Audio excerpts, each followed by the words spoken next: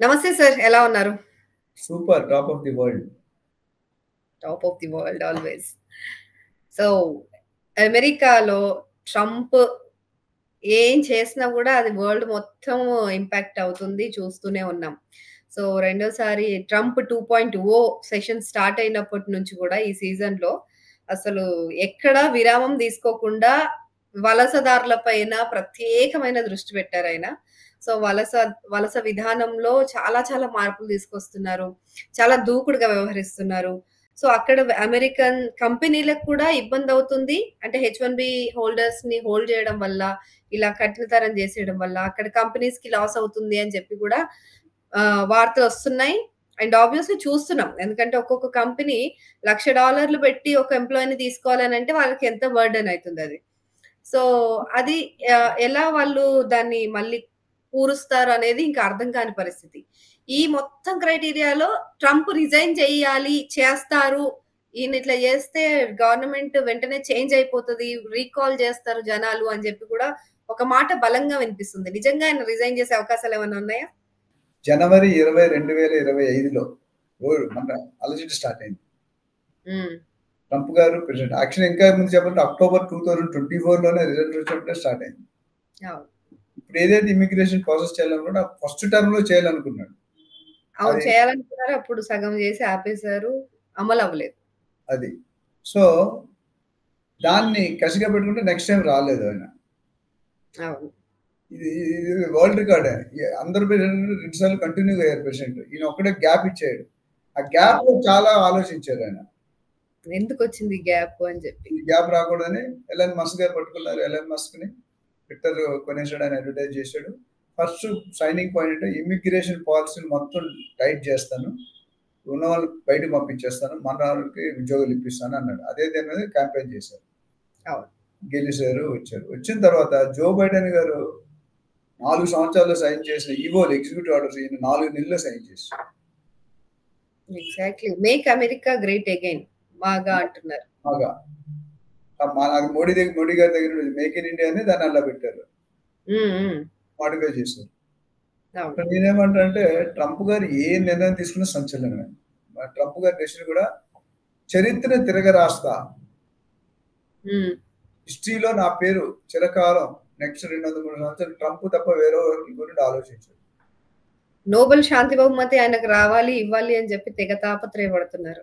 గొడవలు పెట్టినట్టుగా యుద్ధాలు 7 యుద్ధాలు ఆపాను నేను వచ్చిన తర్వాత 2 ఇయర్స్ ఒప్పుకోవట్లేదు కదా. ఆయన అంత చెప్పుకుంటున్నాడు.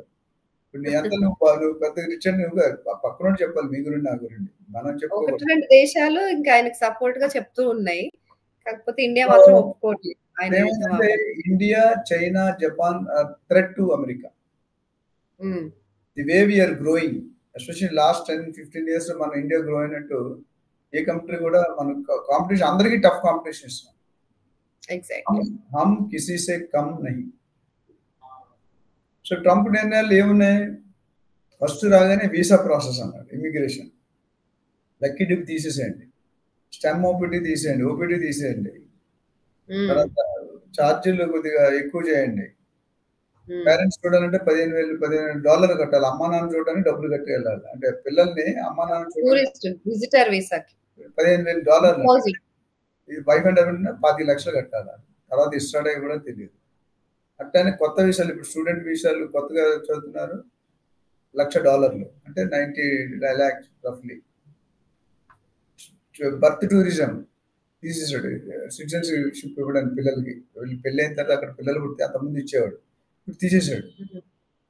ఇంకో ట్యాక్స్ చైనాకి 30% వేసాడు, పాకిస్తాన్కి 15% వేసాడు, మనకు మాత్రం 50% వేసాడు. క్లియర్ గా ధోరణి కనిపిస్తుంది. పాకిస్తాన్ 15% ఎందుకు చేశాడు? ఫ్రెండ్ కాబట్టి నాకు తెలియదు అనుకుంటున్నాను. చైనా ఇంకొద్దిగా టఫ్, ఇండియా ఫుల్లీ టఫ్. మొత్తం హిస్టరీలో ట్రంప్ గారు మంచి పని చేశారు. ఏంటంటే మోడీ గారు అక్కడికి వెళ్ళినప్పుడు మోడీ గారు కుర్చీ వెనకలాగే ఆయన కూర్చోబెట్టాడు. అంత ప్రేమ, కపట ప్రేమ. ఏ ప్రెసిడెంట్ అంత డేర్ చేయలేదు. అయితే ఆ మంచితనం అనేది డిసిషన్ లో కనిపించలే. మన ఇండియన్స్ కి డైరెక్ట్ గా చెప్తున్నారు సార్, ఇంకా అవసరం లేదు ఇండియన్స్ మా అమెరికాకి అవసరం లేదు, ఇండియన్ సేవలు ఇన్ని రోజులు అందించినందుకు థాంక్స్. ఇంకా చాలు, ఇంకా ఆపేయండి. ఇండియన్స్‌ని పర్టిక్యులర్‌గా అంటున్నారు. ఎందుకంటే హెచ్-1బీ హోల్డర్స్ ఆల్‌మోస్ట్ 71% మన వాళ్ళే ఉన్నారు అక్కడ ఇమిగ్రెంట్స్. కానీ ఆయన మిగతా 30% వాళ్ళెవరి పేర్లు ఎత్తి చెప్పట్ల. ఎప్పుడు మెక్సికో గాని, మన ఇండియా గాని వీళ్ళు ఈ 2 పేర్లు తప్ప ఎక్కువ మాట్లాడరు. చైనా తర్వాత. సో, మేజర్ టార్గెట్ ఆయనకొచ్చి ఇండియానే ఇప్పుడు ప్రెజెంట్. నేను India is going to be super power in next 10-15 years. అందులో డౌట్ లేదు. డెఫినెట్‌గా టఫ్ కాంపిటీషన్ ఇచ్చేది. ఇప్పుడు ఇండియా పాకిస్తాన్ మ్యాచ్ అయితే స్టేడియం మొత్తం నిండిపోతుంది. ఏ మ్యాచ్‌లు ఇండియా పాకిస్తాన్ కంపల్సరీ నిండిపోతుంది. ఎక్కడైనా దుబాయ్‌లో అయినా, ఇండియాలో అయినా, పాకిస్తాన్‌లో అయినా.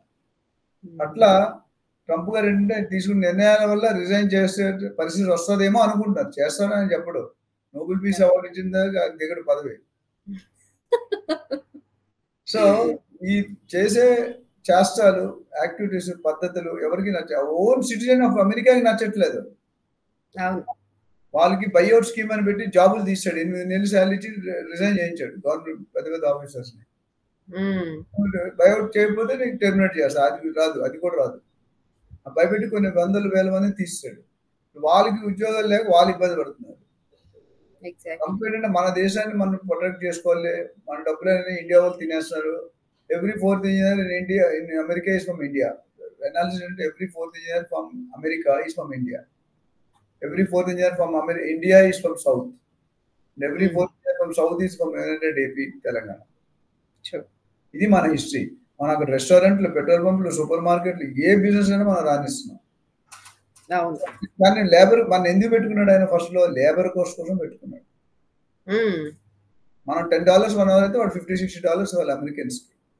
మన వల్ల 80% రెవెన్యూ వాళ్ళకి జనరేట్.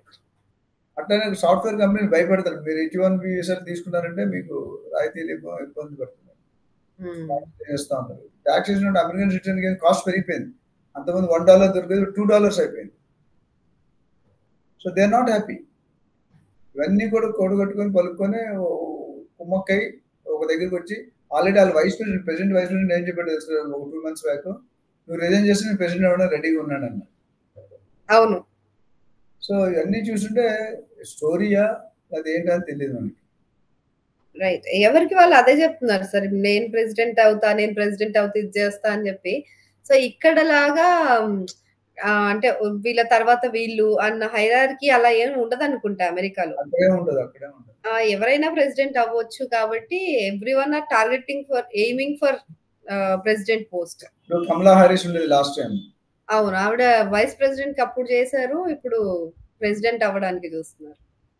సో ఏంటి రాజకీయంలో మనం వెళ్ళకూడదు. రాజకీయం అనేది పెద్ద పెద్ద సబ్జెక్ట్. మన స్కోప్ లో ఉండదు. అది ఎత్తుకు పై ఎత్తు అని రజనీకాంత్ కమలాసన్ సినిమా వచ్చింది, ఎత్తుకు పై ఎత్తు. అలా ఉంటాయి. ఇవాళ ఏం చేస్తాడో రేపు ఏం చేసి ఎవరికి వీళ్ళకి తెలియదు, వాళ్ళకి తెలియదు. కాకపోతే way the policies are going, it's not good for health, good for country. For America not గుడ్డా లేకపోతే ఇండియాకా? ఇద్దరికి నాట్ గుడ్. ఇండియాకి బెటర్. ఇండియా ఛాలెంజ్ చేస్తుంది. వాడు ఛాలెంజ్ ఇప్పుడు లేబర్ తీస్తే $10 దగ్గర మనకి $2 ఇస్తాడు. $10 వాళ్ళకి $8 ఇవ్వాలి మనం తీసేస్తే. ప్లస్ అంత ఎక్కువ ట్రైన్ పీపుల్ ఉండాలి కదా, ట్రైన్ పీపుల్ లేరు. ఇంపోర్ట్స్ తగ్గించామన్నాడు. ఎక్స్పోర్ట్ ట్యాక్స్ ఎందుకు వేస్తుంటే మనం ఎక్కువ తోక చేస్తే 100% కూడా వేస్తున్నాను. అదో మాట కూడా చెప్పాడు. పవన్ కళ్యాణ్ గారు డైలాగ్ అంటారు, నాకు లెక్క ఉందో లెక్క అనుకోలే, తెక్క ఉన్నాను. వీడికి ఏది ఎక్కువ ఉందో తెలియదు, ఈయనకి తెక్క అయితే ఉంది.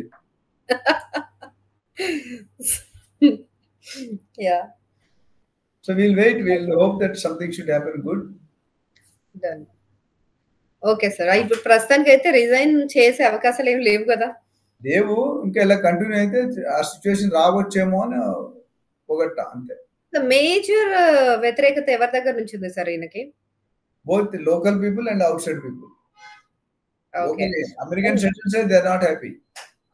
Yeah, of course. అందుకే మరి ఇండియా ఆబ్వియస్లీ కూడా ఆయన వెంటుండే మొన్నటి దాకా. కానీ ఆయన చేసే విధానాలు నచ్చక ఆయనకు దూరం అయిపోయారు. సో అంత పెద్ద ప్రపంచ కుబేరుడు. సో అమెరికా ప్రెసిడెంట్ ట్రంప్ ని కాదనుకొని సైడ్కి వచ్చేసారు ఆయనతో ఉండకుండా అని అంటే. So the way he's treating American investors అనేది కూడా అర్థమవుతుంది ఇక్కడ. టీమ్ ప్లేయర్ కాదండి, he should be a team player. Hmm. ఇప్పుడు కెప్టెన్ ఒక్కడు ఆడితే కాదు కదా, కెప్టెన్ తో టీం ఉంటేనే కెప్టెన్ ఒక్కడు ఆడితే ఏం చేయలేడు. Yeah! Support the ball game win అవుతారు. ఇక్కడ ఏంటంటే చిచ్చర్ పిడుగా అంటారు కొంతమంది, అంటే ఎప్పుడు ఏం చేస్తాడో తెలియదు. డెసిషన్ అవును. తీసుకుని దాని స్టాండ్ కాడు, మళ్ళీ బ్యాక్ వస్తాడు, మళ్ళీ ఫ్రంట్కి వెళ్తాడు. అది ఒక రివాల్వింగ్ ఇన్ఫ్లేటెడ్ లూప్ అంటారు కదా, కంప్యూటర్ లూప్ లోకి వెళ్ళిపోతాడు. It yeah! ప్రజలకు తెలియదు. So we hope something should happen, best అనుకుందాం. ఒక కరెక్ట్. సంవత్సరం తర్వాత అయినా మారుతాడని అంటున్నారు పక్కనే, చూద్దాం, will wait. Right. Sir. Thank you so much. మరో టాపిక్‌తో మళ్ళీ కలుద్దాం. బై.